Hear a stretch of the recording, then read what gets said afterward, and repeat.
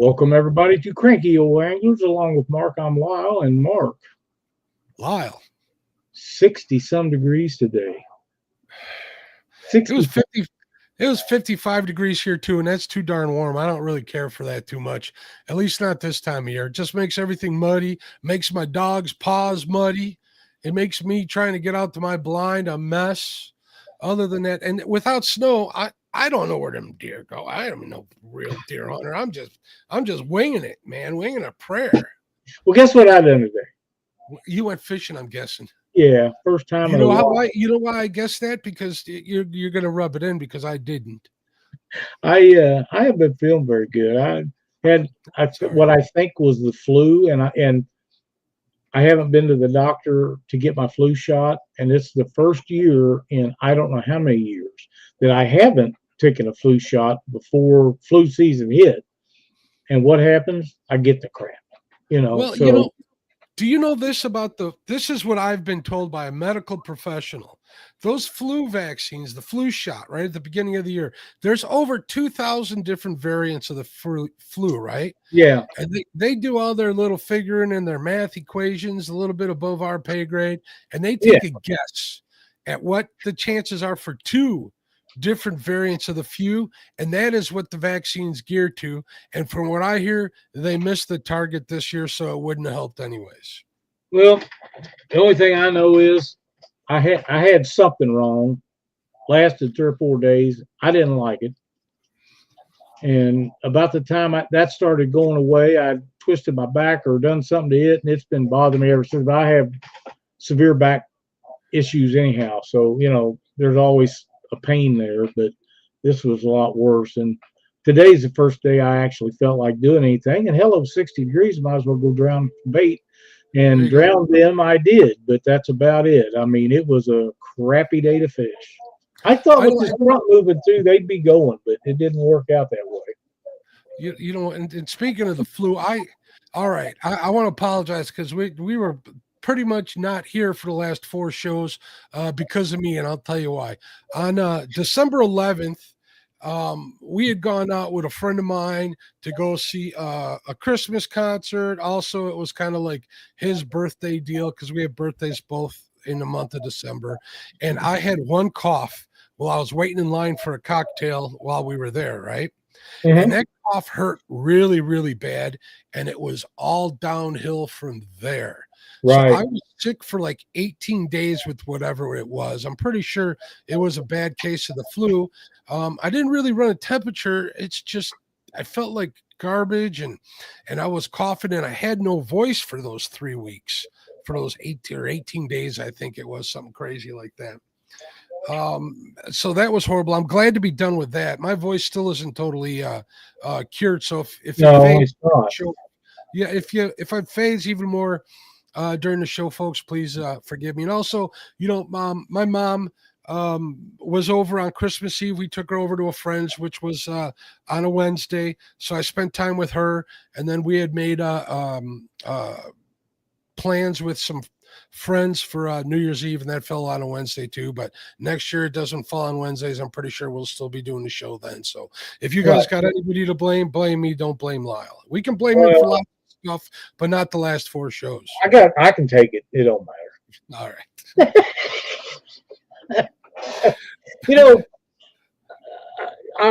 Since we've been off a couple weeks here, I hope everybody had a really nice Christmas and a good New Year and all that stuff, because normally we make we talk about that and wish everybody all the best and all that, but this year we didn't get around to it due to health issues and different things, and that happens when you get to be Mark's age. But I hope everybody had a great holiday season and all that turned out, and now it's time to get back to doing what we do. Yeah, well, I'm looking forward for a great year. I was watching Josh and Chad on Monday night. Ain't gonna lie, I miss seeing you on there. When I didn't see you on there, I had a fight to tune out, but I stayed tuned in. So I did that for you. I appreciate that. They mentioned about how they're going to make more of a conscious effort for a good show, and I don't doubt that they will. So, they're going to. And I just, Monday night, I really didn't feel still wasn't feeling up to par, and them guys do a great job. They can handle things when I'm not around, or even without me. It's no big deal. And these younger guys, Mark, they got such technology things that I don't know how to describe it, but if you take a look at what Josh does, mainly, Josh has a knack for getting things done, especially with electronics. I don't think he gets near enough credit for the knowledge that he shares with people. I really don't. And let's face it, Chad has been on the fish here lately. He's been not only fishing a lot, he's been catching a lot. So I'm happy for him. I mean, him and Bill been tearing it up. I think it's a little bit too nippy for Dee right now, and that's okay. She works hard and does her part, and she wants to sit home and stay warm. God bless her for that. You know what I mean? But Chad and Bill, they've been on the fish. They've been knocking them out, and like I say, I was happy for them, but my day didn't go very well today. It just I tried 2 different lakes and none at the first one, and caught one little ditch pickle at the second one. I was so ashamed of myself, but you don't know what you're going to catch when you throw that jig out there. You don't have any idea what's going to hit it. I've caught catfish on them, and bluegill and crappie and bass and hell, everything under the sun, and it's okay because they're all fun to catch. But I was kind of wanting something to eat, and looks like it beat freezer time for me. Well, you can eat a ditch pickle. Don't let it stop you. No, I can't. No, you can't. Catch fish with us. Trash fish, man. They're like drum. Them's trash fish. I ain't eating them suckers. Catch fish with us. Josh is one of the most intelligent people in the community. He can dumb it down for the rest of us. That's exactly right. And that's what sets Josh apart from a lot of the people that has his abilities. Most people talk electronics and everything. Of course, I'm kind of speed electronics. I was done a lot of electrical stuff in the automotive industry for years. It's all 12 volt. So 12 and 24. Hello, Gidget. 12 and 24 volt are basically similar. So I understand computers and how electronics work, but a lot of people don't. And he makes it easy for anybody to understand. So he does a bang up job with that. And him and Chad, they do fine, and they'll be great. Just the 2 of them one day. Hey, look at that! There's Schmieder the Cedars. Let me get this. Schmieder, he's been watching our show for a long time. I got an email from him. I also got a message from him on my Catfish and Crappie account on Facebook, and he shared a picture with us. Let me show it to the folks in chat here. And I was real happy that he decided to share it. He says he's been watching us for a long time. And there it is right there. What's up, Schmieder? Look at that. He's got himself some trout there, which is some good table fare. If you're into that, I love making trout dip out of them. But I was real happy to get that email from him. I've been so busy in the combination with so sick. It took me a little while to get back to him, but I'm glad I got back to him, at least on Facebook. So sorry it took for a while, my friend. But thank you so much for sharing those pictures with us. We always appreciate it. I got to tell you, the little bass I caught today, it was one of the better looking bass that I've ever seen. It is absolutely gorgeous. Wasn't very big, but on 4-pound test line and a ultralight action rod, even the bass didn't fight very hard today. The water's cold. Cold. So nothing's really putting up distinctive battles. And I'm a little disappointed with all the crappie that I caught all summer and fall, that I'm struggling getting them to go now. I get a couple bites, but I think they've moved into deeper water. And I'm fishing them docks, and you walk out on the dock, and it's got if in case the rains or snows or whatever, it's got a covered dock on it. A lot of it's not covered, but a pretty good size area of it is. But I can't, and I know they're there. I just can't get them to go. And I'm a little disappointed in myself for that, but I'm not going to quit. I'm going to keep figuring it out until I get it figured out. You know what I mean? But Yep. At that point, we'll have some more pictures and stuff. But I shouldn't whine and carry on like I'm doing, I guess, because I caught a world of crappie this summer and fall. I mean, I really did. Yeah, you had a real good year there for a while. Let me say hello to everybody, Lyle. We're getting ahead of ourselves like we always do. Yeah, well, there is Benoit Fishing Outdoors. What's up, ladies? How you doing? Catch fish with us is in the house. There's Cindy Stokes. How you doing, Cindy? What's going on? There's my friend downtown, Ernie Brown. He's been trying for them deer on his property. I'm pretty sure he's going to get one. I've he's been cooking up a storm. Oh yeah. And Heather Stokes in the house. Heather, I hope you're feeling good. There's Lisa. What's going on, Lisa? How you doing? Catfish lady. Mark Barnum in the house. PB Catfishing. What's going on? How you doing, Paul? Schmieder the Cedars, which we said hello to. There's our buddy Frank over at Twisted Fishing TV. And there's V from V Smith. Watching on the horizontal side, we have Dylan 19 ABLE. You have to forgive me. YouTube showing the strange usernames again, which is fine. We'll get it figured out. But thank you, everybody, for watching. We always appreciate you. It's been a while since I was able to get out and do a little bit of fishing, which is why I took up the whole, trying to chase deer around, and being out of it for a week or a month, I should say, not being able to do anything was kind of rough. But, I got until the 18th to get one of them, and then we'll figure something out. I was talking to Betty Jean the other day, and I've been doing a heck of a lot of walking through the woods, hauling gear and all sorts of stuff. And I thought to myself, you know what? Isn't this the same thing I was complaining about not wanting to do when I was ice fishing, Lyle? I was getting ready to say that. So I think next year maybe I'll do a little ice fishing again too. What I was going to do is, I have that live scope on my boat. I figure I'll get a shuttle, and because I had sold all my ice fishing electronics, thinking I wasn't going to do it again. But if I get one of those live scope shuttles, I can use my live fishing setup for that, and it'll work just fine. So I think that's what we're going to do next year. I still have the sleds and all my tackle, rods and reels and all of that stuff sitting over here in the garage. I was just kind of looking at it. So, we have a mutual friend that's really been crying about no ice this year. This was supposed to have been a really bad winter. From everything that I heard and read, it was going to be real brutal, and so far it hadn't panned out to be that way. And I'm not complaining about that because I don't want it to be.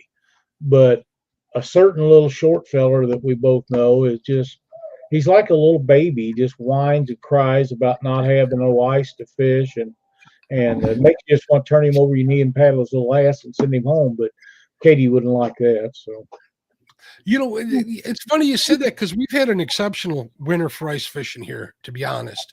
The guys have been out on the ice up until recently when we had that thaw. They've been out there and they've been hammering them. We have a lake over here. I'm going to take a second to talk about this here. We have a lake here called Crystal Lake in the town of Crystal Lake, Illinois, right? And it's a nice lake. During the summer, you have to live on the lake or live in the township to be able to get onto that lake. You can't fish anywhere unless you know somebody off the bank, nothing. So in the winter, it's game on. And social media it's leaked out on social media that people fish on there, right? Right. I got to put that right there. I wasn't going to do it. I'm not going to read it, but I'm going to put that there. Oh my God, Lyle, there's been so far 2 fist fights and all sorts of arguments on this little body of water over here. It's been crazy.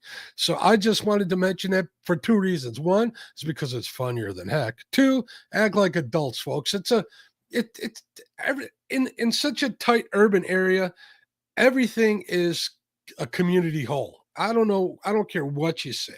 There's not enough water and too many people for you to be arguing like that. Well, those 2 guys that got in those fights, I think they got hauled off to the pokey, and their kids had to witness that stuff, which was kind of bad.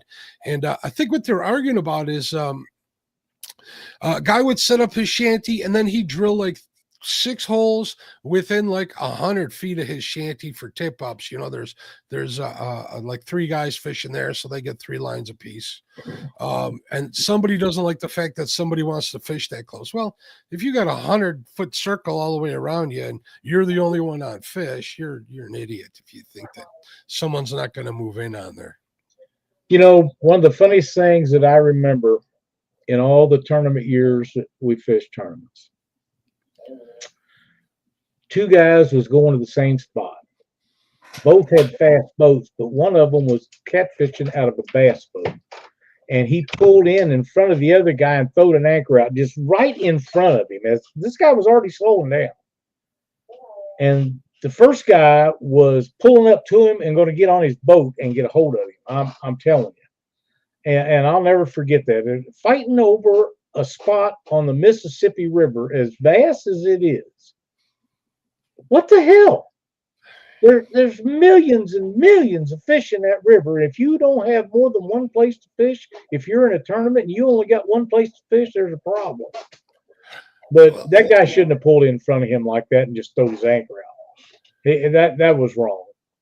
But anyhow, I found that very entertaining. Well, you know what they say? They say, you know, the 100% of the fish are on 5% of the water. So, I mean, I don't know. I fished a lot of like barren water, so I have too. But I think there's fish everywhere, just not the fish you're looking for sometimes. Gotcha. I think our chat has stopped on StreamYard, Lyle. Has it stopped on your end? It's not moving, so I don't know. I think it did. I've seen a whole bunch more of them here. Let me see what I can do here. What about over here? Yeah, it's still working on looks like it's still working on YouTube. On YouTube it's working, but it's not working here. Hey, there's Bugman. What's going on, Bugman? There's Josh, the Weekend Angler. We were talking about you earlier, Josh. Thanks for coming in, bud. Let's see who else. I think that's it. Josh, Buggy says he's working right now. Frank says we play musical holes. So many holes. They're just there. Yeah. He's talking about enough to see Buggy's show the other morning. Somebody was driving down the road and he was talking. They was visiting, going down the road. Popped in for a little bit this morning, but didn't stay very long because I wanted to catch fish, you know. Yep, chat just broke free on StreamYard. I'm talking about on our side, Buggy. Now it's coming through. All right, good deal. So fishing into 2026, Lyle. You got any plans of doing any traveling this year at all? I haven't made any. I know Danny Stone was after me to fish a tournament with him, and I don't know. We'll see how that turns out. I'm on the border about that. I hate to get started back in tournament fishing. I love it so much, and I go at it so hard. Most people go to a tournament and they'll get there on a Friday or Saturday and fish the tournament Sunday or Thursday and Friday. And I'm there several days and I'll have everything done. It doesn't mean we're going to win or catch fish or even, but I'll lay out a plan and I plan on winning, whether we do or not. You know what I mean? But I go at it very hard. I spend days and days just looking for fish, and a lot of times not even trying to catch them, because if I find them, I figure I can catch them if you got the right bait and you're on the right water. But Mark, tournament fishing is so tough these days with this live scope and all this stuff, and I'm not a fan of that for tournament fishing. I think it should be banned from all tournaments, period. If you get caught with a live scope even on your boat during a tournament, you should be jailed for the rest of your life. I mean, you can pick out the fish you want to catch. How in the hell is that right to everybody else? It's just not. I'm never going to get over that. It's not that technology is going to keep getting better. And I got that. I understand that. But when you're in a tournament, you shouldn't be able to find your fish, pick out the one you want, and then go to the next pile and find one and pick it, because everybody can't afford it, number one. Everybody can't use it, number two. And it takes away the sport of fishing. It's no longer fishing, it's catching. Because if you irritate one enough, he'll either going to leave where he's at or he's going to strike that thing to get rid of it. So, but yeah, I'd love to have one to catch bait with. Love to. But that's the only thing that I would really want. I seen a video, I watched a video the other day of a catfishing guy. And I don't remember which one it was, and I probably wouldn't say anyhow, but anyhow, they was using a live scope and sit there and just bang this fish and bang this fish and bang this fish. The first one till he left. He just took off. They couldn't find it. They got on another one and they kept drifting bait back to it, drifting bait back to it, drifting bait back to it. And finally it just took it, and this went on for several minutes. So like I say, you're either going to run them off or catch them, and it's no longer fishing then. To me, that just takes all the sport out of it. So I don't know. Well, I can see how you feel that way. Definitely. I think the problem is when not everybody in the tournament has it. That's where it lies with me. That's right. And everybody can't afford it. Let's face it. Well, not everybody can afford, a big 300 or a 400 horsepower motor either. You know what I mean? But I sure want one. Well, you do want one, and a lot of the guys out there do want live scope. That's the same thing. That's it. Yeah. And deep pockets have always, done well in sports, whether it's racing, fishing, baseball, football. The deeper the pockets, the more you can spend, the better you're going to do. That's always been a fact in life. That's exactly right. Frank's got a great point, and I agree with that 100%. If you use them for structure, if you find structure, even though you don't mark a fish, a lot of times the fish will be on that structure regardless. But, if knowing where they're at and being able to pinpoint them and just cast your bait to them, there's just something about that doesn't set with me right. And like I say, for getting shad, skipjack, whatever kind of bait you want, I can see where they would be, oh my God, just heavenly. Because wintertime, shad's hard to come by. And if you got some way of finding them better, boy, I can't get that camera adjusted right tonight. It just makes things so much better. So yeah, definitely for catching bait and stuff, it's fantastic. And I've said this, and many people have said this, just because you got live scope doesn't mean you can't make it. Doesn't mean you're going to be able to make those fish. No, it doesn't. But but if you're a pro level fisherman, you're exceptional in that case. That fish isn't going to bite. It's time to move on. I don't, it's been a while since I even fished in my boat because of the weather and stuff. But yeah, when I have it, I don't even use it. Once in a while, I'll use it to verify that there's actual fish there, or if there's any fish down in a piece of structure. But other than that, I don't sharpshoot or any of that. And in my shallow river, if there's weeds there or whatever, you can't see fish unless they're moving inside of those weeds. For nothing. So, I mean, it's 6 of 1, half dozen for me. I don't fish tournaments. I have live scope. Would I buy it again? No, I wouldn't spend that money a second time, Lyle, to be honest. Yeah, I knew you and I talked about that before. I just, I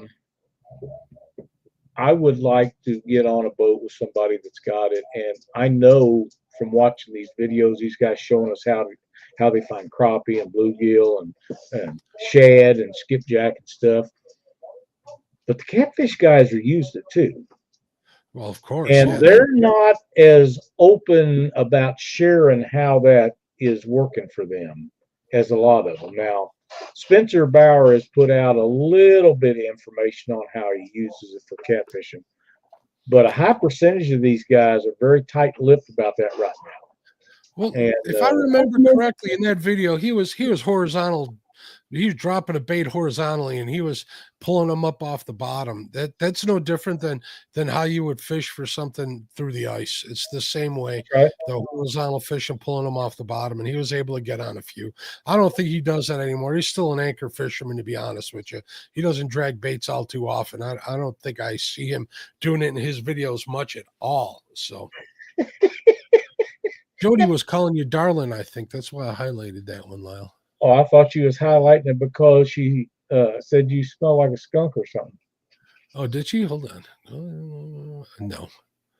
Mark still skunks just like he always. Don't quiet, Jody. You know the rules, Jody. Let's see what V has to be. V says, I'll be honest, I didn't think about cheating at all. And then I was told what people do. It floored me. Sadness busted my bubble. Yeah, that's true in a lot of things for me, V. 100%. People do cheat. Everything from walleye to bass, crappie fishermen, cat fishermen. If you know what they say if you ain't cheating, you're second.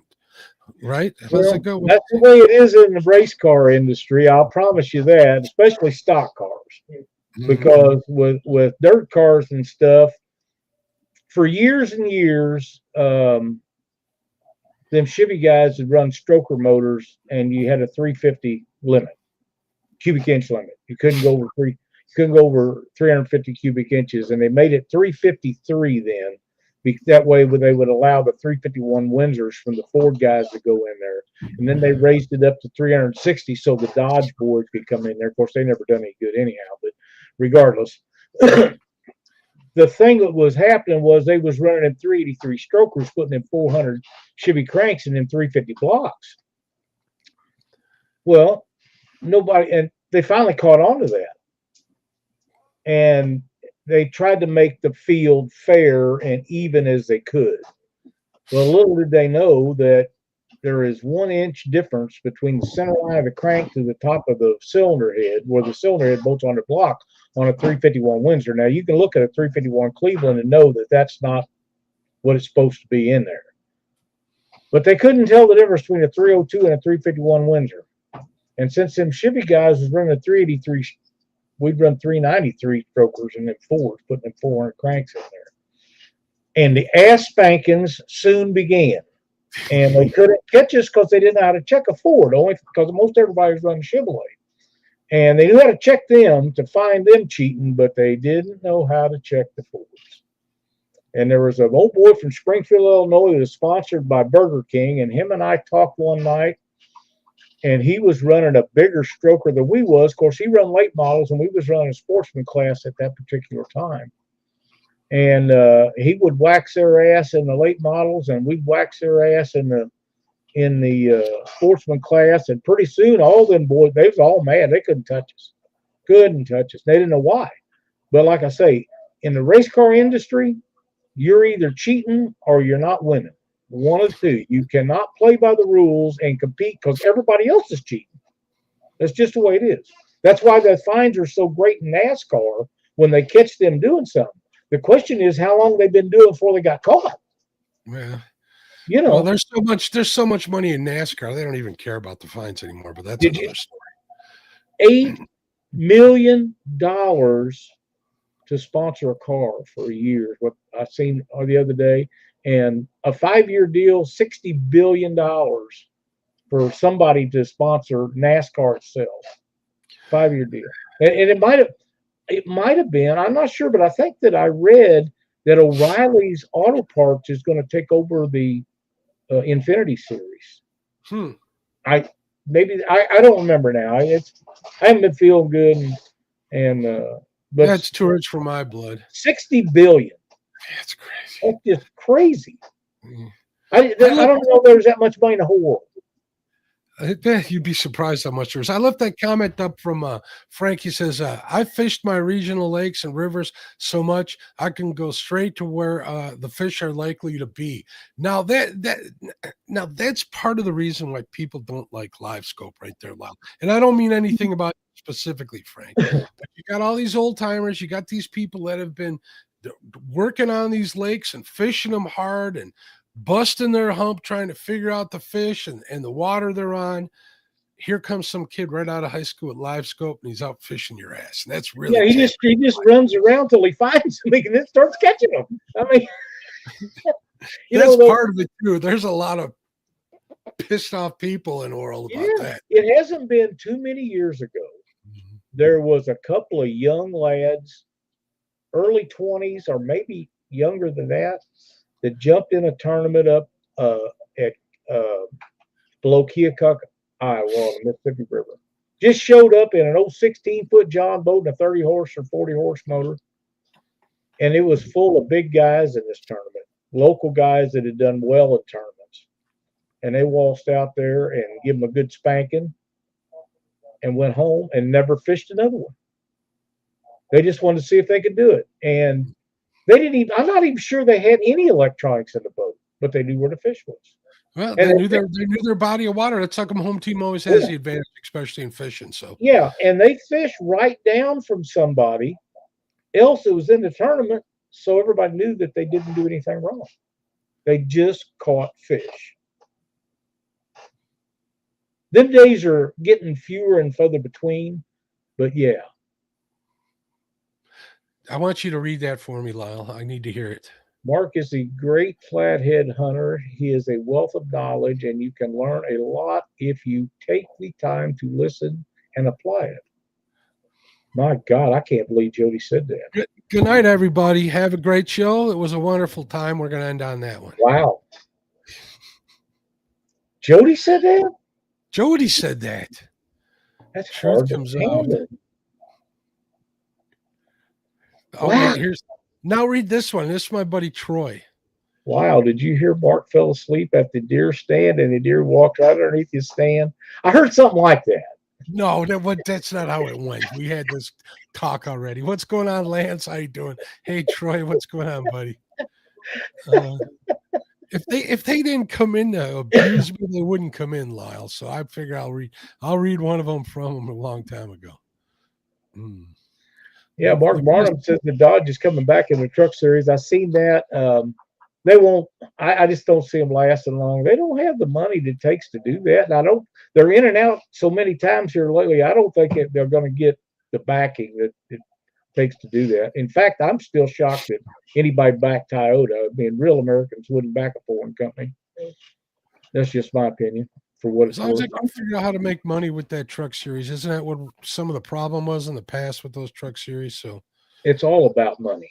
It is all about money, and they're thinking, you got the Ford Hot Rod. I don't know what it's called, their version of the hot truck. You got the T-Rex from Mopar. I mean, there's some hot trucks out there with big price tags. I think they're trying to figure out how to move those. So, well, that'll do it. The slogan used to be when I was growing up: win on Sunday, sell on Monday. And the Ford Raptor, that's it. Ford Raptor. Well, they got a trimmer out now and something else, but that trimmer I really like. If them Raptors, my God, I don't know how anybody could afford to buy one. My wife works for a huge auto group, right? And her office is located in a Jeep Ram in something else facility, right? I walk in there one day and they had that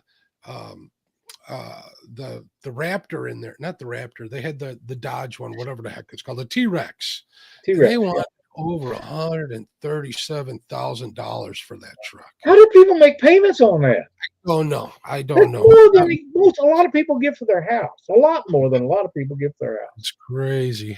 Frank says, you'd love my town, Lyle. Look up Auburn, Indiana. We're one of the nation's car meccas. We have several auto museums, ACD factory museum, and a festival, National Ford and Early Ford Museum. Cool. I would like that. I'd find that really good. Solo Texas Adventures. Hello, Cranky Lyle and Grumpy Mark. Hello, Solo Texas Adventures. What's up, Solo? There's James. What's going on, James? How you doing, bud? Did you see the picture of Mark trying to catch deer in his cast net? I did not, Jody, but I would like to see that.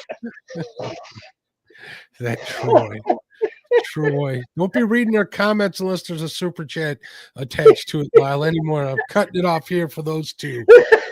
Definitely. The rest of them are fine. You know what museum? We have have you ever heard of the Volo Auto Museum, Lyle? We got that right here by my house. That guy's got a huge collection of like 3,000 cars. It's pretty crazy. Oh, wow. He's got the original Batman car in there, all of them crazy things. Wow. I remember when he's got a car that Jody'd be interested in, the Wienermobile. He's got one of them over there too. Hey James, how you doing? Glad to see you in here tonight.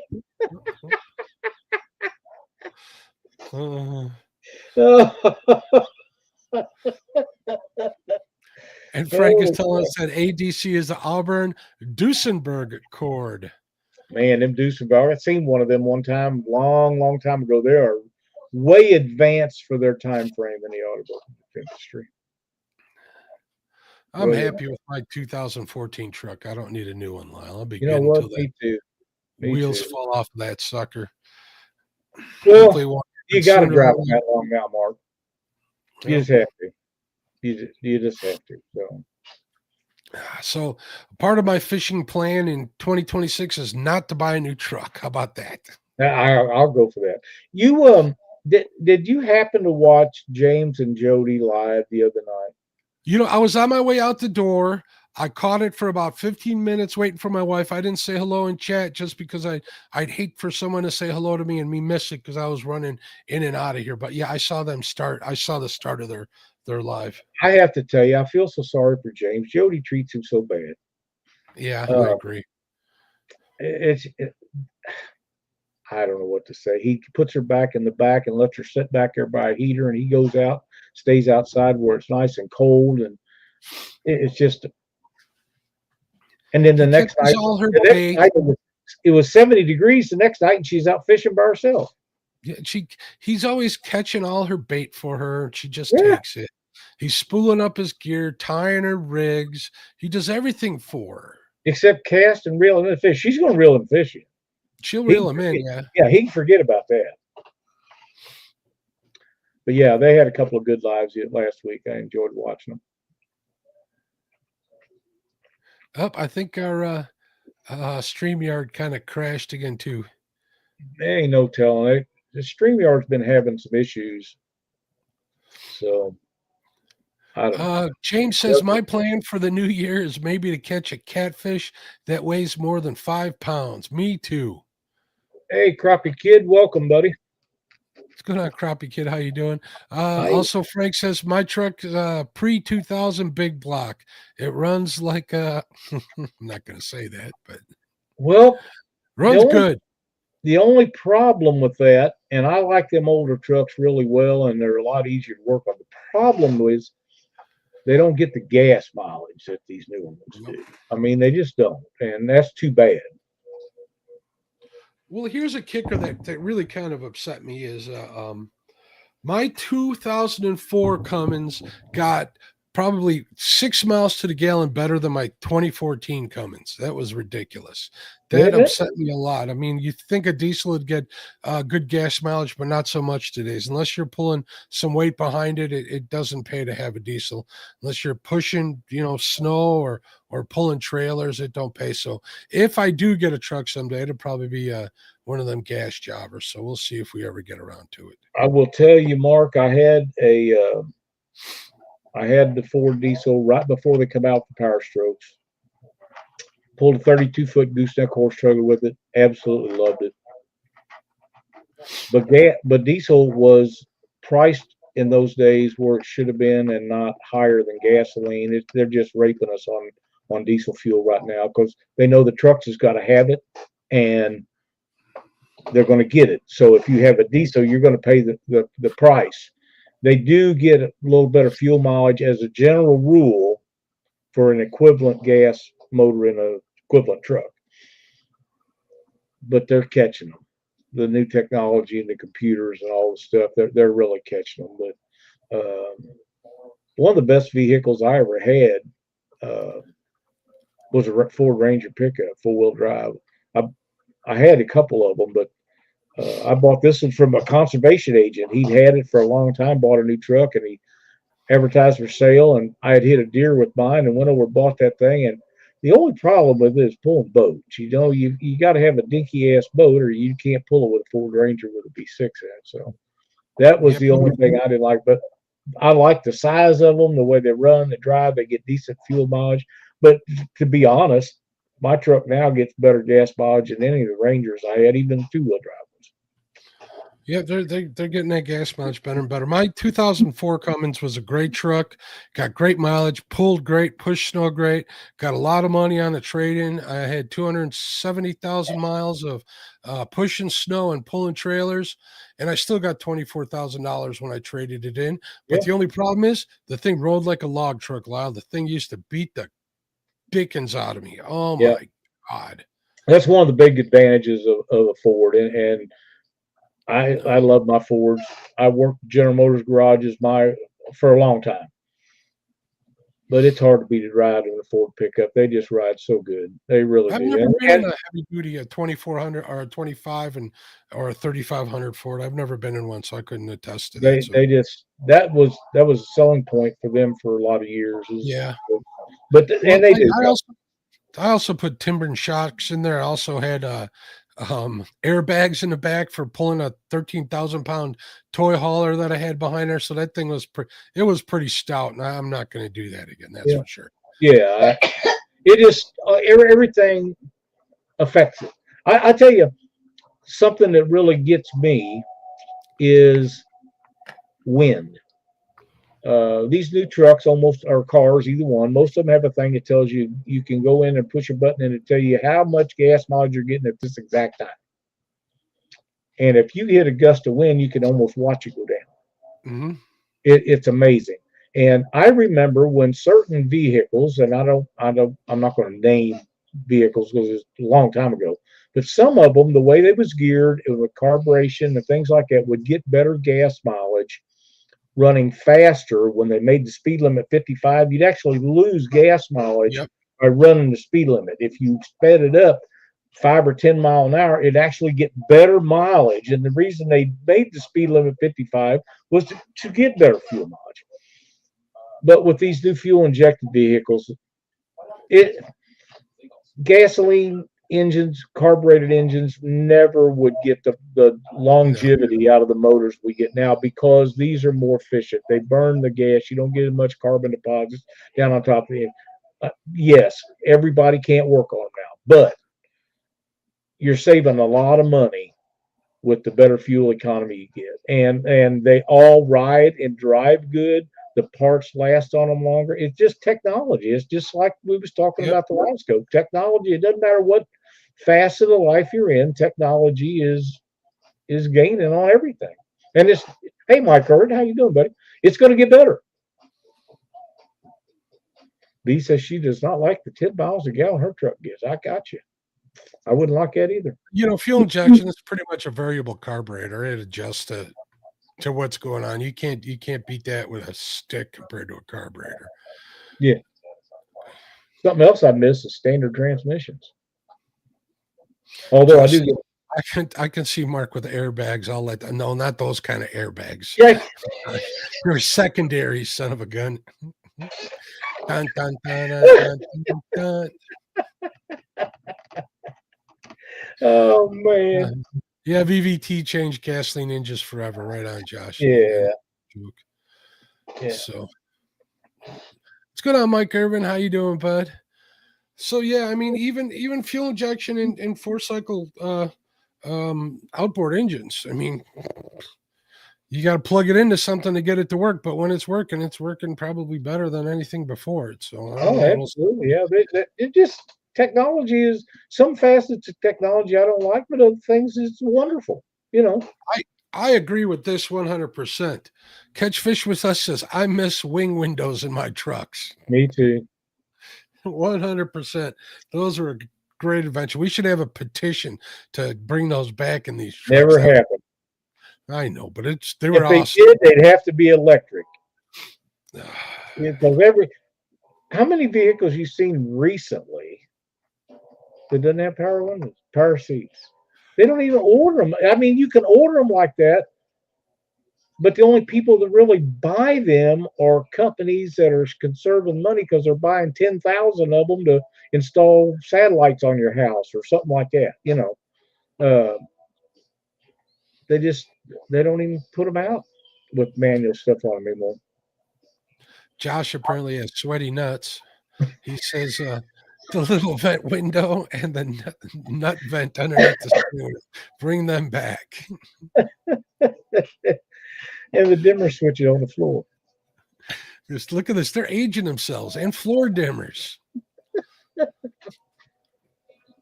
I bet you my nieces wouldn't even know what to do with that button on the floor.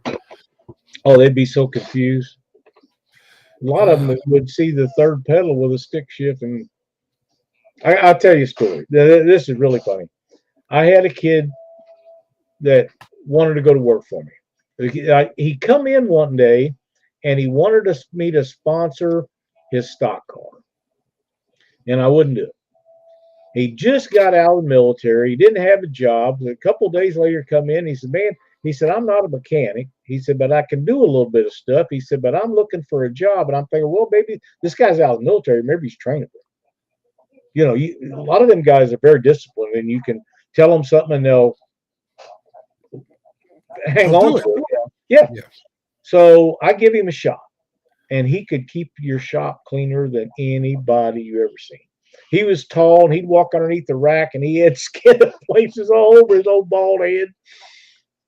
And I told him one day, I said, Rick, there's a car out there. It's got a 3-speed or a pickup with 3-speed on the column. I said, we got to put a clutch in that, run out there and get it.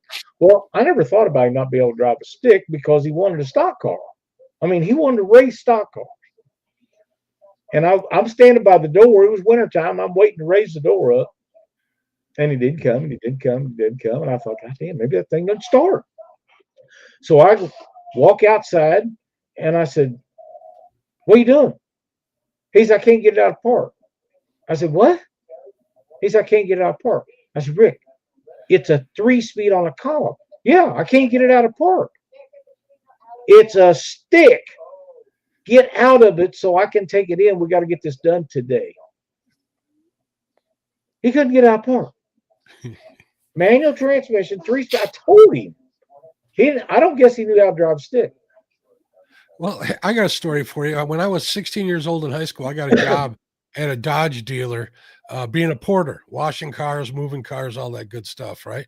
I never drove a stick. I lied to him. I says, oh, yeah, I can drive stick. No problem. Oh. They're like, all right, you need to move this line of cars, like second week of the job. I need you to move this line of cars up to the other one and move that one all the way to the front. Well, that second line of cars was nothing but remember those little Dodge Omni garbage trucks, garbage cars, those little compact cars? They were all stick shift, Lyle. I had to move 25 stick shift cars without ever having to do it before. Those cars were like parked like this all the way back and forth down the aisle, all staggered. I couldn't get them right, but I figured it out.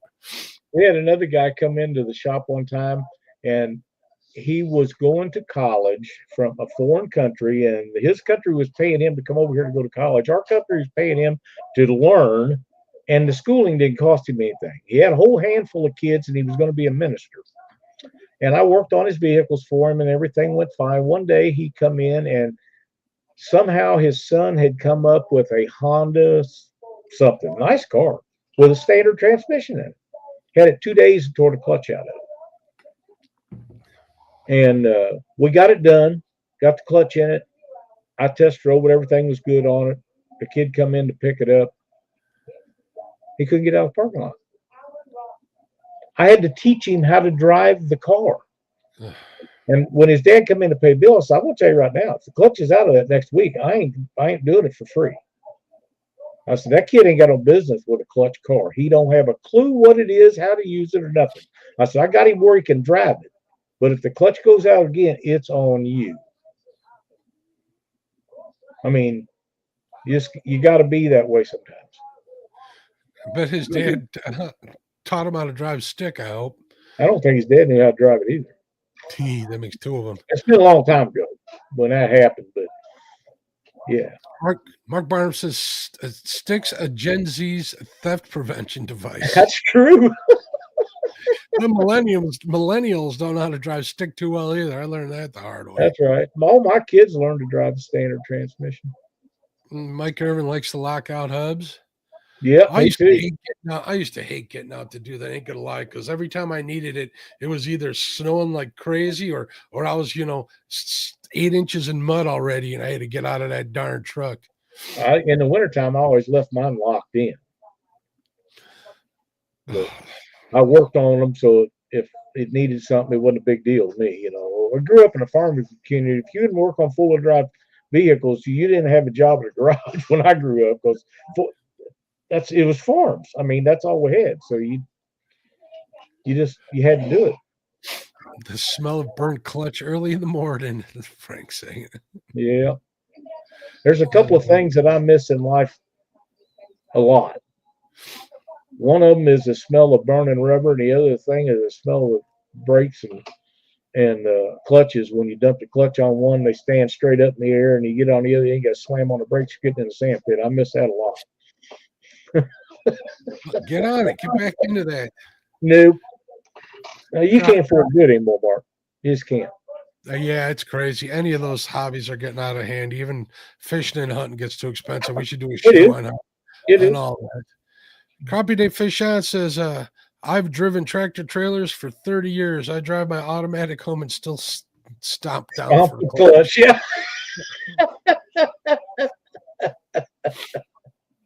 Hey, there's Matt. What do you say, Matt? What's going on, man? How you doing, bud? Glad to see you made it in tonight. Hope hunting season's going well for you. I think he should be home by now. I think he's home today, so I'm glad he made it home. He's doing pretty good, I think. Yeah, he's been doing real good. He's been giving me all sorts of tips. And unlike Troy, he's been inspiring me to go on. Not that Troy. That Troy doesn't do that for me. Troy has just been on a roll here lately with things. We'll leave it at that. Yes, he has. Trying to figure out it's only experience if you feel you can't catch a fish without. I don't get that. What does that mean, Lyle? It's only expensive if you feel you can't catch a fish without gear. That's true. I mean, I remember going out and sitting on a pond bank, catching channel cat out of a pond. My brother helped stock the pond when they built it in the mid-'60s.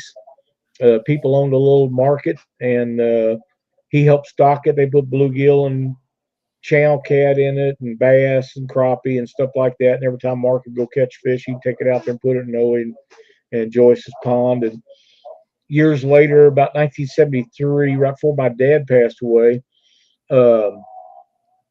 the muskrats got in there and ruined the dam and lost all the water in it. And there was just like a mud puddle with stuff in it. And they was wanting to rebuild the dam and fix the pond back up, but there's enough fish in there. They wanted people to catch them out. So Dad wasn't able to do anything there at the end. And we go out there every night and catch some fish out of there.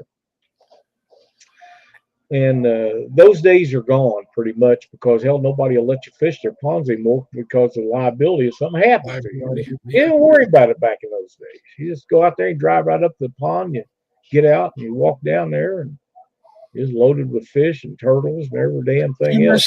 Bad enough, you'd be too ashamed to tell anybody, so that you didn't have to worry about it. That's right. That's exactly right. Butterflies and Sunshine. What's going on, Linda? How you doing? And 205 Wild Action in the house. He's a channel supporter. Thanks for tuning in. Yes, sir. We appreciate you having you in here. Frank says $100 worth of gas minimum to take a boat anywhere, and that's not counting anything. Oh, that's true.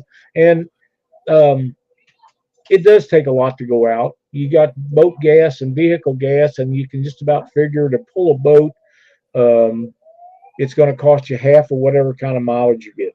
So if you're going very far, if you're getting 20 miles to gallon steadily, then you'll get about 10 or 12 pulling your boat. And then you got boat gas, and let's face it, they don't get very good mileage. 2 strokes and 4 strokes are better than 2 strokes, but they're still not great. But it's still fun. And if that's all you do for entertainment, then it's okay. But if you got a bunch of other hobbies you got to weigh out what you want to do the worst. Me, I want to go fishing. I keep everything local. That helps, Lyle. I don't have the best fishing or the best hunting grounds near me, but I have them near me. So I just make do with what I got. That's right. Worst comes to worst, if I don't want to take the boat out or spend all that money to take the boat out, I'll go pond fishing here. I got dozens and dozens of ponds I can fish in my area. So I make do with what I have. I'm really liking these conservation lakes. There's several around, and it doesn't take a lot to go to them. They haven't been real good to me the last week or two, but it's okay. The good times will come back. It's that time of year. There's always a lull in the year winter fishing. I don't care what you say. It just happens, whether it's a turnover or whether they're on the move or That's they're right. out past your reach. It is what it is. V says, oh, pond fishing. Sneaking in late night, sneaking out early morning. Oh, the good old days. That's right. That's right. When I was really young, Danny Portwood and Alan Finley and Jerry Dorsey, myself, we'd get on bicycles and take fishing rods and ride to several ponds right around town we lived in. We'd go out and spend the day in the summertime fishing those ponds and just have the greatest time. Nobody ever got in trouble and never done anything to get in trouble. And if you got hot, you just bail off in the pond and cool down a little bit. That reminds me, in the summer, I always see the young kids on their bikes with their fishing poles cruising through the neighborhoods and stuff. That's always fun to see. Yeah, it's good. It's better to see them do that than sitting there doing this all the time. Always warms my heart. Twisted Fishing TV Frank says, we can do ponds and riverbanks, but it's limited. I take the canoe a lot. There you go. You can pick up a canoe on Marketplace or a kayak. I know Lyle's not big on kayaking or canoe, but that doesn't mean you all can't be. That's right. Pick one up that way. They're easy to transport.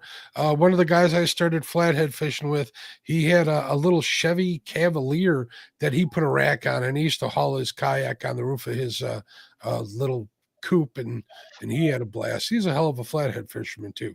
I'm impressed with the amount of people that have went over to kayak fishing. Mm-hmm.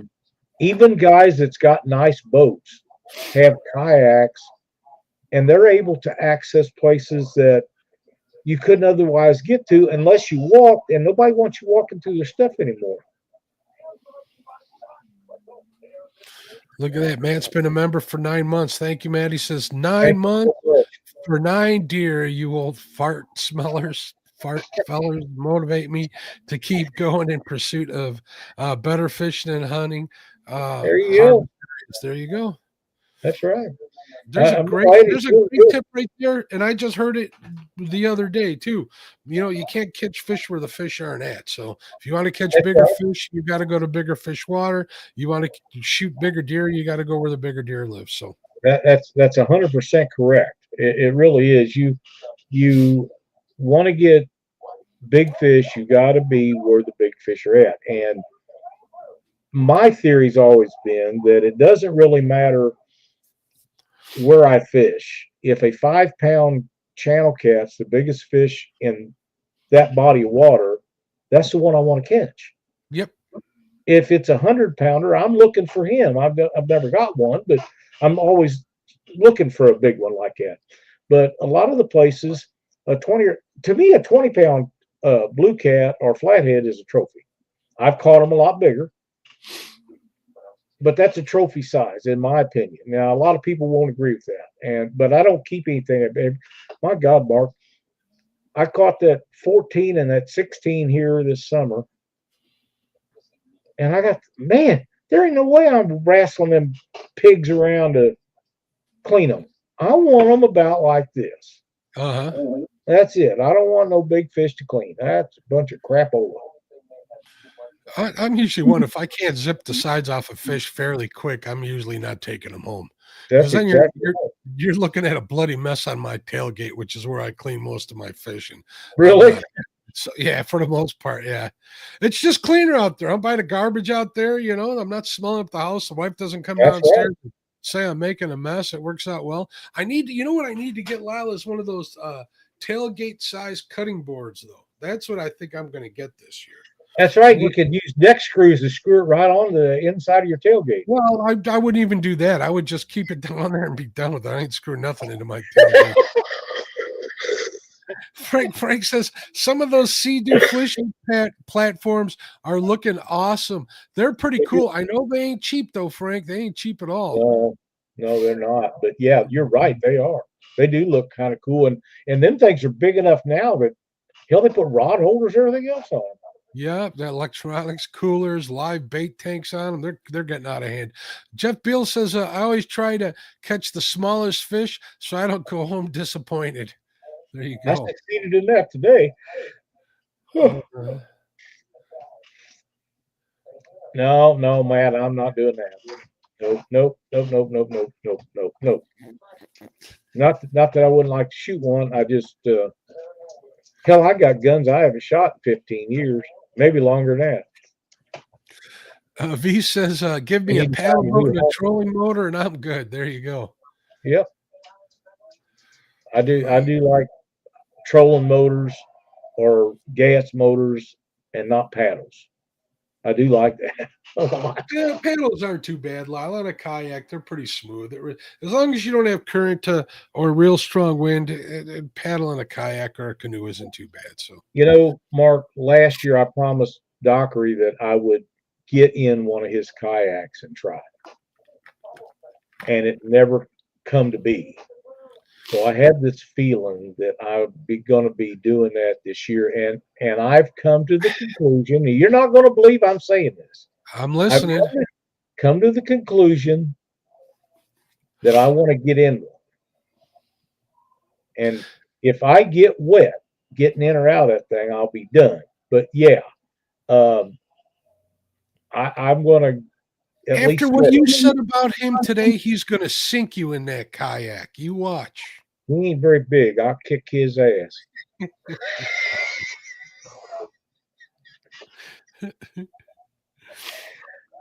Oh man, but yeah, paddling or pedaling. I'm old. No, thank you. I'm old too, but it isn't that bad. Trust me. Them kayaks, I've looked at some of them. Not that I was really in. They make a single person pontoon that I'm a lot more interested in than that. But if you got in one of them, for me, it'd have to have a trolling motor. It just have to have. Well, Lyle, on that note, Happy New Year, everybody. Happy New Year, Lyle. Thanks, sir. You too. Look forward to another year of the show with you. I know we've changed the name a couple of times, and but I think we're sticking with Cranky Old Anglers because that fits us best. Who knows? We may change it to like Cranky Old Outdoors. Who knows? We'll have to talk about that. Something. It's hard to say, but we're going to hang around and have fun. We get off topic. We might talk about trucks or racing. We might talk about hunting or eating.